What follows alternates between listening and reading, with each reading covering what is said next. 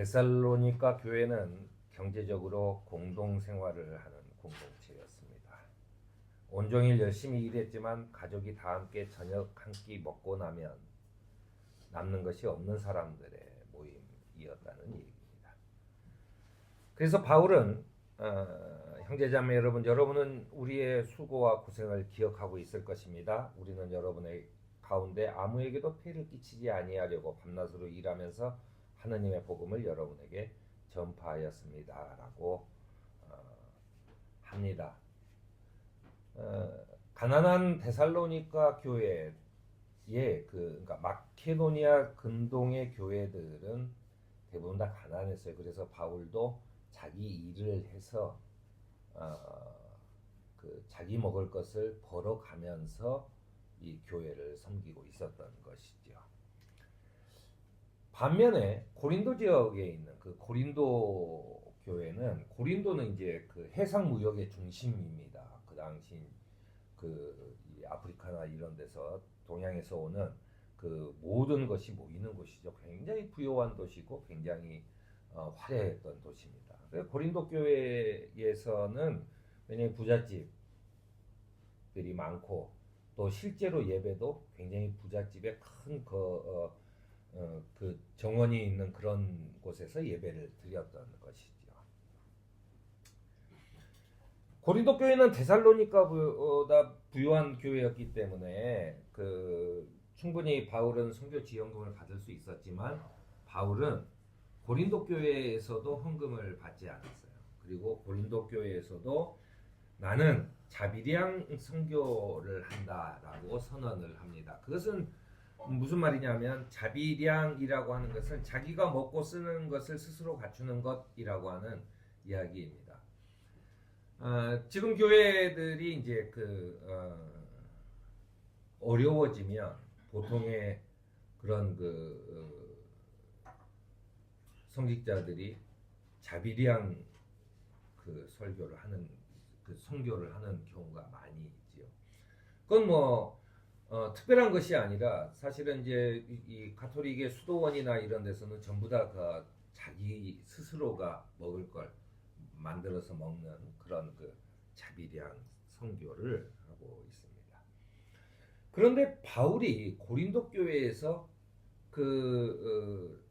헌금을 받지 않고 자기가 일을 하는 것을 보고 부자인 고린도 사람들은 별로 좋아하지 않아요. 그래서 이제 뭐라 그러냐면 바울이 원래 진정한 사도가 아니어서, 그러니까 예수님을 직접 본 사람이 아니어서, 베드로나 무슨 야고보나 이런 사람들은 예수님을 같이 따라다녔던 사도인데 저 사람은 진정한 사도로서의 자격이 없으니까 저렇게 일을 하는구나.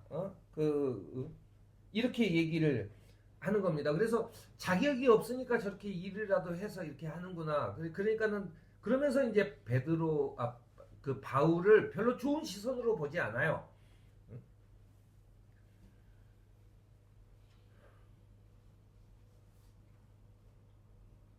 그리고 어떤 사람들은 가난한 지역의 교회들에 헌금 좀 보내라고 우리를 꼬시려고 그렇게 하나보다라고 생각하는 사람들도 있었던 것이죠. 그랬을 때 바울이 고린도 교회에 이렇게 얘기합니다. 내가 자유인이 아닙니까? 내가 사도가 아닙니까? 여러분은 주님 안에서 내가 일해서 얻은 열매가 아닙니까? 나를 비판하는 사람에게 이렇게 답합니다. 우리에게 먹고 마실 권리가 없습니까? 라고 얘기합니다. 내가 분명히 먹고 마실 여기에서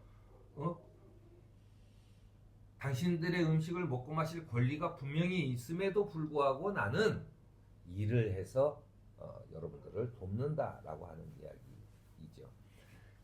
바울의 이 자비량 사역이 데살로니가 교회에는 큰 자랑거리가 되는 반면에 고린도 교회에서는 매우 비난거리가 되는 일이 생긴 것입니다.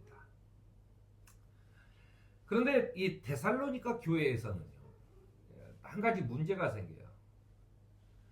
다 같이 가난한 사람들인데 이 협동해서 같이 일을 하고 같이 저녁에 나누어 먹는 시스템이 되다 보니까 먹고 살 걱정에서 조금 그 안정적으로 변합니다. 왜냐하면 자기 혼자 열심히 일해야 내 식구들이 먹는데 내가 열심히 일해야지 하고 그 목숨 걸고 덤비지 않아도 그저 오늘 저녁에 먹을 것은 확실하게 있다라고 하는 것 때문에 사람들이 매우 안정적으로 노동을 하게 되죠. 그런데 이제 그 중에 몇 사람들이 일을 하지 않는 거예요. 몇 사람들이 일을 하지 않는. 왜냐하면 저녁에 또 먹을 수 있으니까. 저녁에 먹을 수 있으니까 몇 사람들이 일을 하지 않는 거예요.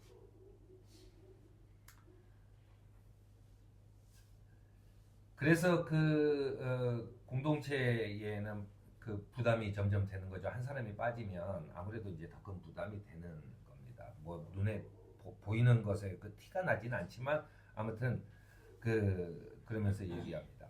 그래서 이제 바울은 이렇게 얘기해요. 내가 전에 지시한 대로 조용히 살도록 힘쓰며 각각 자기의 직업을 가지고 자기 손으로 일해서 살아가십시오. 그러면 교회 밖의 사람들에게도 존경을 받게 되고 남에게 신세를 지지 않게 될 것입니다. 라고 하면서 바울이 이야기한 게 일하기 싫어하는 사람은 먹지도 말라라고 하는 권면을 합니다.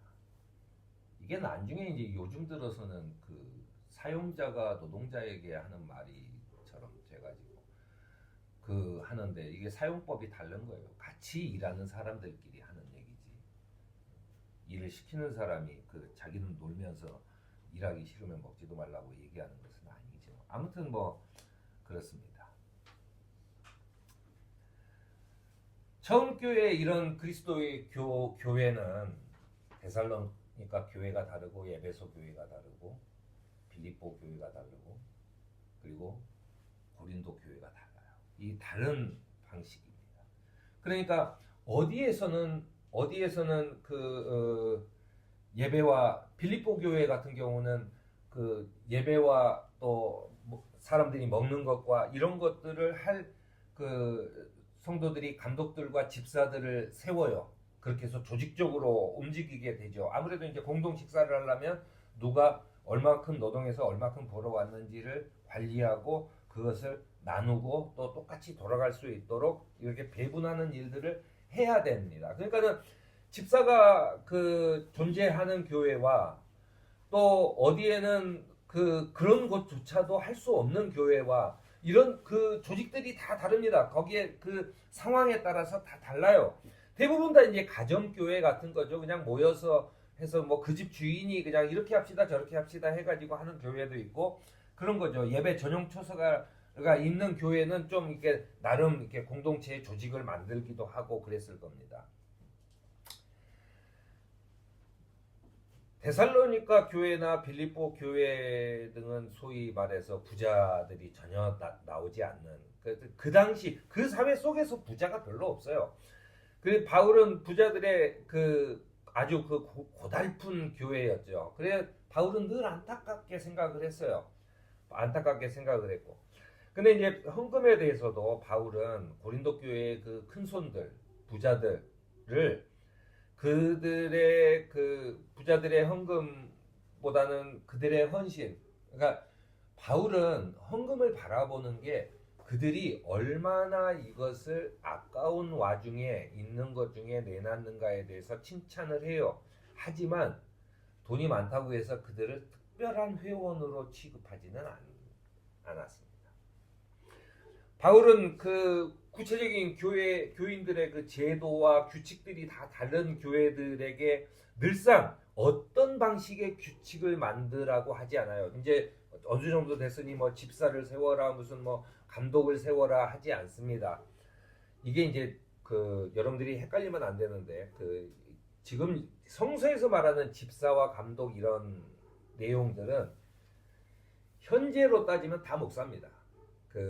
거기에 집사라고 표현돼서 지금의 집사하고 같다 이게 아니고 대부분 다 성직자들이라는 거예요. 왜냐하면 특별한 일을 맡고 있기도 하고 그 다음에 거의 전임이었어요. 오로지 그 하루 종일 그 일만 담당하는 그 사람들이기 때문에 지금으로 보면 사실은 그 성직자와 거의 같은 겁니다. 그러니까 그 성서에 나오는 집사라고 하는 것이 또는 장로라고 하는 것이 우리와 똑같다고 생각하면 안 돼요. 우리하고 전혀 다른 어떤 제도입니다.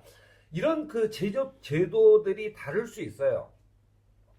그런데 이들은 전부 모두가 다 같은 교회라고 얘기를 했습니다. 그러니까 고린도 교회에서도요, 작은 가정 교회들이 모여서 한 번씩 큰 그 예배 초소에서 같이 모여서 예배를 드리기도 하고, 평상시에는 또 작은 가정 교회들에서 예배 드리기도 했어요. 이게 그리스도교는 희한하게도 이 고린도 교회와 예루살렘 교회와 빌립보 교회와 데살로니가 교회와 이런 교회들이 우리는 모두 한 교회다라고 하는 의식을 갖습니다. 그러니까 바울이 전도하면서 돌아다니면서 다른 교회에 갔을 때 우리 형제로 받아들여요. 그리고 그 당시에 내가 순례를 좀 다닐 거야 하고 다니는 일반적인 사람들도 교회에 다니는 사람이라고 하면 형제로 받아들입니다.